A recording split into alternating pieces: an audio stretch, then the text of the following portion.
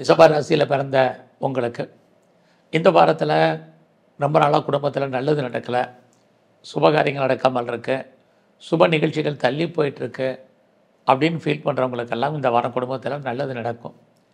நீங்களும் எதிர்பாராத ஏதாவது ஒரு விசேஷங்களில் கலந்துக்குவீங்க.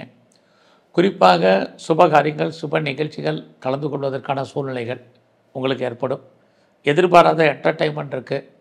யார் வீட்டுக்காவது இங்கே கெஸ்ட்டாக போவீங்க, கெஸ்ட்டு உங்கள் வீட்டுக்கு வருவாங்க. உங்களே அறியாத மகிழ்ச்சி, சந்தோஷம் இது அத்தனையும் இந்த வாரம் இருக்குது. அது மட்டும் இல்லை, இந்த வாரத்தில் நீங்கள் எதிர்பாராத தெய்வ தரிசனம், ஆலய தரிசனம் உங்களுக்கு இருக்கும். ரொம்ப நாளாக குழந்தைக்காக காத்துட்ருக்கிறவங்க, குழந்தைக்காக ட்ரீட்மெண்ட் எடுத்தும் சக்ஸஸ் ஆகாதவங்களுக்கு ட்ரீட்மெண்ட் சக்ஸஸ் ஆகும். இது அத்தனையும் இந்த வாரம் உண்டு. இந்த வாரத்தில் உங்களுக்கு பெரிய லெவலில் நோய் இருக்குது அப்படிங்கிறவங்களுக்கு நோயுடைய தன்மை குறையும். அது மட்டும் இல்லை, கடன் இருந்தால் கடன் குறைவதற்கான வாய்ப்புகள் ஆட்டோமேட்டிக்காக உருவாகும். உங்களுடைய விருப்பம், எண்ணம், ஆசை, அபிலாசை அத்தனையும் பூர்த்தியாகும். உங்களுக்கு மூத்த அக்கா, அண்ணன் இருந்தாங்கன்னா அவர்களால் வாழ்க்கையில் மகிழ்ச்சி, சந்தோஷமாக இருக்குது. எதிர்பாராத நட்பு வட்டாரம் உங்களுக்கு உருவாகும் அல்லது டெவலப் ஆகும். ஸோ இந்த நண்பர்களால் உங்கள் வாழ்க்கையில் மகிழ்ச்சி, ஏற்றம் இருக்குது. இது அத்தனையும் இந்த வாரம் உண்டு. இந்த வாரத்தில் உங்களுடைய பிஸ்னஸ் எப்படி இருக்குதுன்னு பார்க்குற போது ரொம்ப நல்லா இருக்குது.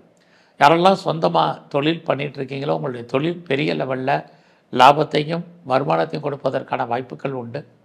உங்களுடைய மன வாழ்க்கையில் பெரிய ஹாப்பி மேரிட் லைஃப் அப்படிங்கிறதுக்கு இல்லை. ஆனாலும் உங்களை அறியாத நான் முதல்ல சொன்ன மாதிரி மகிழ்ச்சி, சந்தோஷம் என்பது இருந்துக்கிட்டே இருக்கும்.